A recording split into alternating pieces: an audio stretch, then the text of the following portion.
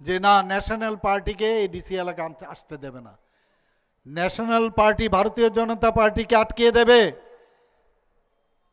এই ক্ষমতা কারোর নেই, কারোর ক্ষমতা নেই।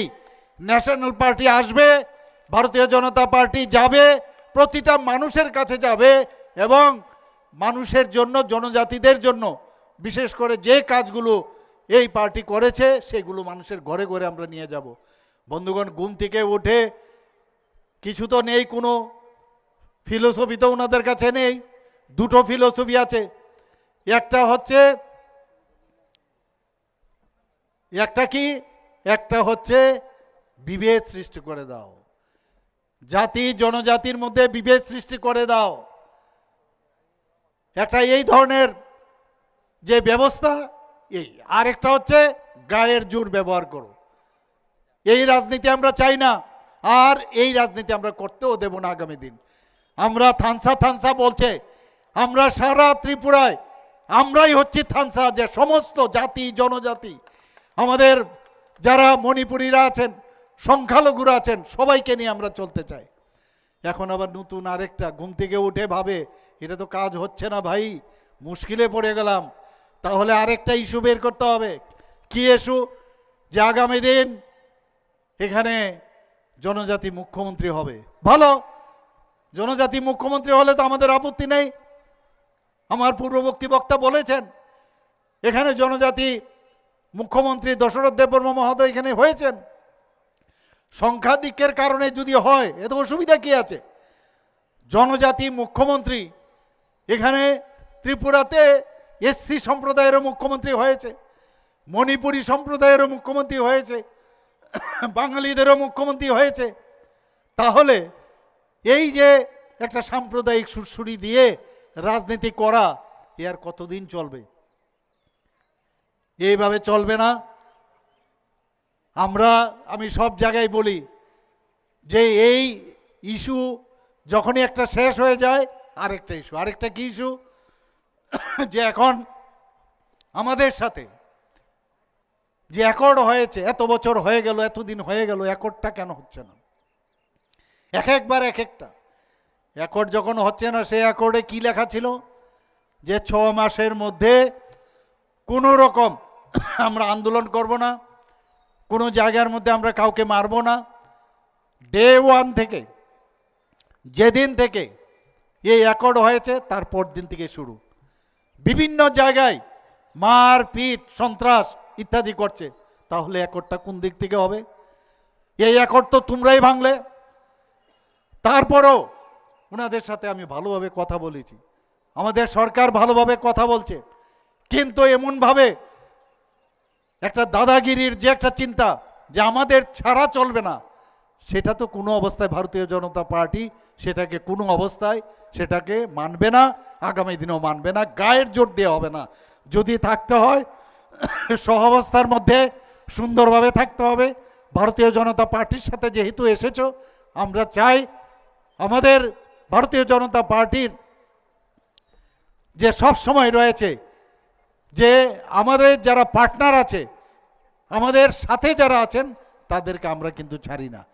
কেউ যদি যেতে চায় কোনো নো প্রবলেম, কিন্তু আমরা অ্যালায়েন্সের যে ধর্ম, সেই ধর্ম আমরা পালন করি। কেউ যদি অ্যালায়েন্সের ধর্ম পালন করতে না চায়, এটা তাদের বিষয়, আমাদের সমস্যা নাই। কিন্তু জনজাতিরা যাদের আমরা জানি, যারা এতদিন ধরে আমি যেটা দেখেছি অত্যন্ত কোমলমতি, তাদেরকে নানাভাবে উল্টো পাল্টা বুঝিয়ে তাদেরকে নানাভাবে ঘোলা জলে মাছ ধরার চেষ্টা করছে। এখন মানুষ বুঝে গেছে। এই ভারতীয় জনতা পার্টি আসার পর 2019 থেকে আমাদের 2018-তে আমরা ত্রিপুরাতে আসলাম, 2024 পর্যন্ত আমরা 7 জন জনজাতি যারা বিশিষ্ট ব্যক্তিরা, যেখানে তাদের বিশিষ্টতার জন্য জানা যায়, তাদেরকে পদ্মশ্রী উপাধি দেওয়া হয়েছে। সেটা একমাত্র সম্ভব হয়েছে ভারতীয় জনতা পার্টির কারণে, আমাদের মাননীয় প্রধানমন্ত্রীজির কারণে। আমাদের একটু আগে আমার রেবতীবাবু বলেছেন যে ত্রিপুরার এই যে আমাদের সিপাহী জলার, আজকে একটু আগেও সেখানে প্রোগ্রাম করে এসেছি, সেই জায়গার উনি যখন উপমুখ্যমন্ত্রী ছিলেন যে ডেভেলপমেন্ট সেখানে হয়েছে, বিশ্রামগঞ্জ থেকে শুরু করে সমস্ত উনার যে কেন্দ্র, সমস্ত জায়গায় ভারত ত্রিপুরা রাজ্যের আর কোথাও কোনো এই ধরনের কিন্তু ডেভেলপমেন্ট হয়নি। ঠিক আছে, হার জিত থাকবে, এবং ত্রিপুরায় কিন্তু একটা ইতিহাস হয়েছে। জিষ্ণু দেববর্মা সেখানে হাইয়েস্ট ভোটে উনি ইলেকশন সেখানে কিন্তু জিতেছেন। পরবর্তী সময়ে এই রাজনীতির কলা কৌশলে হেরেছেন, ঠিক আছে, কিন্তু আজকে এই জিষ্ণু দেববর্মা মহোদয়কে রাজ পরিবারের এক সন্তান, উনাকে তেলেঙ্গানার মতো জায়গার মধ্যে এত বড় রাজ্যের সেখানে উনাকে রাজ্যপাল বানিয়েছেন।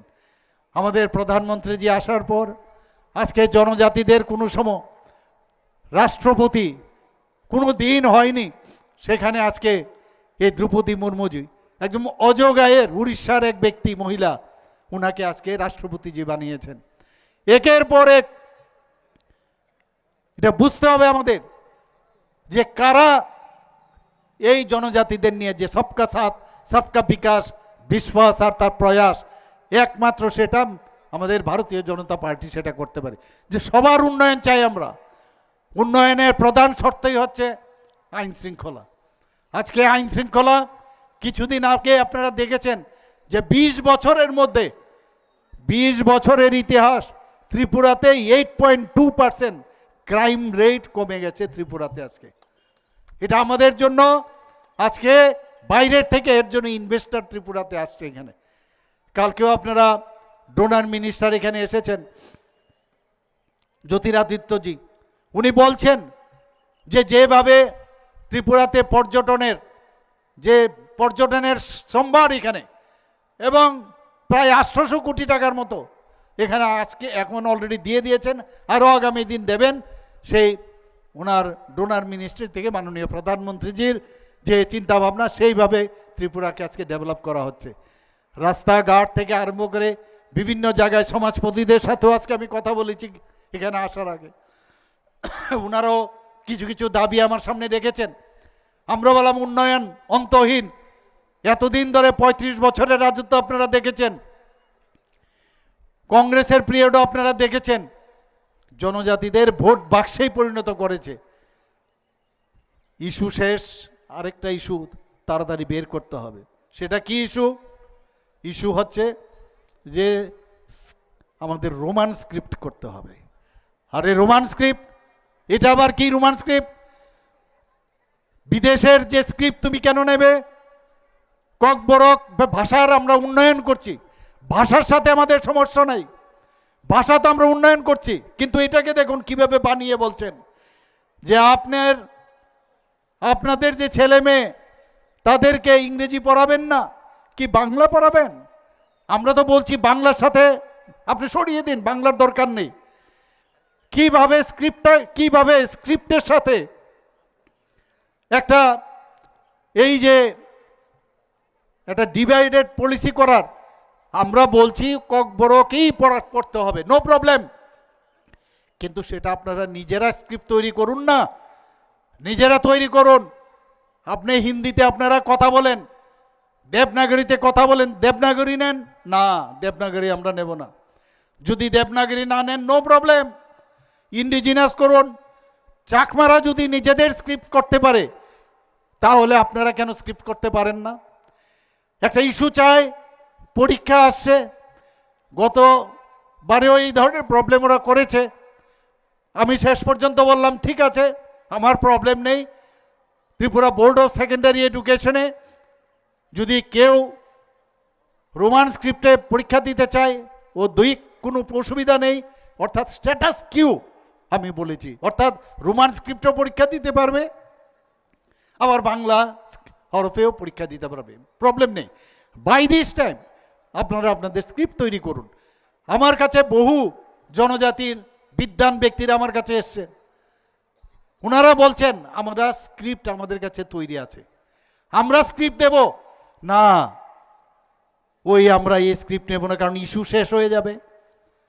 এবং বিধানসভার মধ্যে আমি বলেছি যে এই যে পরীক্ষা হয়েছে, দেখা গেছে অত্যন্ত সামান্য কিছু লোক মাত্র রোমান স্ক্রিপ্টে পরীক্ষা দিয়েছে, আর বাকি বাংলা স্ক্রিপ্টে পরীক্ষা দিয়েছে। আমি বলছি ঠিক আছে, বাংলা আমাদের দরকার নেই, আপনার যদি গায়ে চুলকানি হয় বাংলা নিয়ে, আমার হ্যাভ নো প্রবলেম। রবীন্দ্রনাথ ঠাকুরকে 7-7 বার আপনি এনেছেন এখানে, আপনারা কোনো অসুবিধা নেই। কিন্তু আপনি নেক্সট জেনারেশন, আপনার যে নেক্সট জেনারেশন তাদেরকে কি জবাব দেবেন? যে রোমান স্ক্রিপ্ট, এটাকেও আবার নতুনভাবে কি বলছেন যে ইংরেজরা যদি রোমান স্ক্রিপ্ট ব্যবহার করতে পারে আমাদের কি অসুবিধা? আরে ওরা যেটা করেছে আমরা কেন করব? আমরা একদিকে বলি আমাদের কৃষ্টি সংস্কৃতি, আমাদের ঐতিহ্য আমরা রাখবো, আবার আরেক দিক দিয়ে যে ফ্যাক্টরির থেকে যেভাবে অর্ডার দেওয়া হয় সেইভাবে এই রোমান স্ক্রিপ্টের পেছনে আপনারা পড়ে আছেন। আমি যুক্তি দিয়েছি, যদি এই স্ক্রিপ্ট আপনারা ব্যবহার করেন তাহলে যে আমাদের 8 শিডিউলের মধ্যে সেটা গ্রহণ করবে না, কারণ 8 শিডিউলের মধ্যে ক্লিয়ার কাট লেখা আছে যে বাইরের স্ক্রিপ্ট কোনো অবস্থায় সেটাকে মান্যতা দেওয়া হবে না। বোঝানোর চেষ্টা করি, ঘরের ভিতরে একরকম বলে বাইরে গিয়ে আবার লেলিয়ে দেয়। এই যে একটা রাজনীতি করছে ছোট ছোট কোমলমতি ছেলে মেয়েদের, আমি তাদের কাছে অনুরোধ করব, বুঝতে পারছে, এখনো বুঝতে পারছে, আমি জানি ওনারা এখন বুঝতে পারছেন যে নেক্সট জেনারেশন, আমি ওনাদেরকে, ওরা যখন আরেকবার এরকম স্ট্রাইক করেছিল আমার সাথে দেখা করেছিল, আমি ওনাদেরকে বলেছি যে নেক্সট জেনারেশনকে তোমরা কি বলবে? এর মধ্যে 1-2 জন বলেছেন না sir, this is also one of the ways, আমরা তো এইভাবে চিন্তা করিনি। তা আমি বললাম তাহলে করো, তোমরা, তোমাদের এডুকেটেড পার্সন আছে, আমার কাছে প্রায়শ আছেন। না, ওই যে বললাম ফ্যাক্টরি, আবার ফ্যাক্টরি বললে আবার জিজ্ঞেস করে ফ্যাক্টরির নামটা বলার জন্য, অদ্ভুত বসে থাকে। আজকেও বাসনের পরে আমি নিশ্চিত আবার জিজ্ঞেস করবে উনি যে এটা বললেন, উনি এটা পরিষ্কার করে বলুক না। এই যে অবস্থা চলছে এইভাবে কতদিন চলবে? আমি আবার যদি বলি যে we are big brother, we are not big brother, আমাদের ব্রাদার ব্রাদার কিচ্ছু নেই। অদ্ভুত, কিছু বলাও যাবে না, মানে কোন জায়গায় কখন কি বলছেন, কখন কি বলবেন না বলবেন কেউ কিছু জানে না। এইভাবে একটা রাজ্য কোনো অবস্থায় চলতে পারে না। এটা আমরা দেখেছি 2021-এ যখন এডিসির ইলেকশন হয়, আবার যদি বলি 28টার মধ্যে 28টা আমরা পাবো, আর রাজনীতির মধ্যে এইভাবেই বলতে হবে 28টার মধ্যে 28টাই পাবো পরিষ্কার, এবং 28টার মধ্যে 28টাই পেতে পারি আমরা। এখন বর্তমানে যে অবস্থা দাঁড়িয়েছে, ভারতীয় জনতা পার্টির যাকে বলবে তাকেই আজকে জনজাতিরা ভোট দেবে, এবং আমি নিশ্চিত যে 28টার মধ্যে 28টাই আমরা পাবো আগামী দিন। এবং আমি জানি সেটাকে বলবে 28টার কথা কি করে বলেছেন, আরে আপনারাই তো বলেছেন কতদিন, একবার কি বলেছেন, আমরা ঠিক করেছি আমরা বেরিয়ে যাব। কখন কি বলেন আমরা বেরিয়ে যাব? আমাদের এমুক আগে আমাদের সাথে এমুক বলেছে, এখন সেটা বলছে না। কথা হয়েছে, সব ফাইনাল হয়েছে যে এই জিনিস আমরা পারবো, আর কোনটা কোনটা পারবো না সেটা আমরা দিল্লিতে পাঠিয়েছি। দিল্লি থেকে যখনই ডাক দেবে ঠিক এই মুহূর্তে আমাদের কার্যকর্তাদের মারে, আমাদের কার্যকর্তাদের বাড়ি ঘরের মধ্যে আক্রমণ করে, পার্টি অফিস পুড়িয়ে দেয়।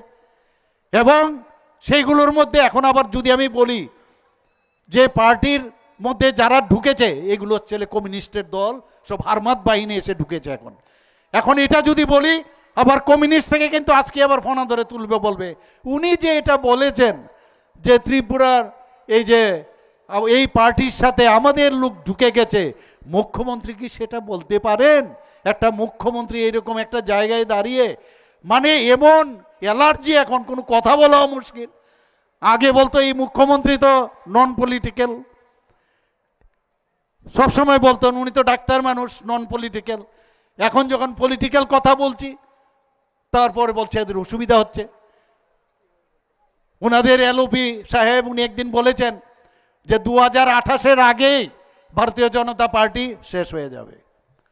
2028-এর আগে বসে আছে, কি বা কেন শেষ হয়ে যাবে এই পার্টি? ওরা নিজেদের মধ্যে ঝগড়া, কাজে ওরা নিজেরাই ধ্বংস হবে।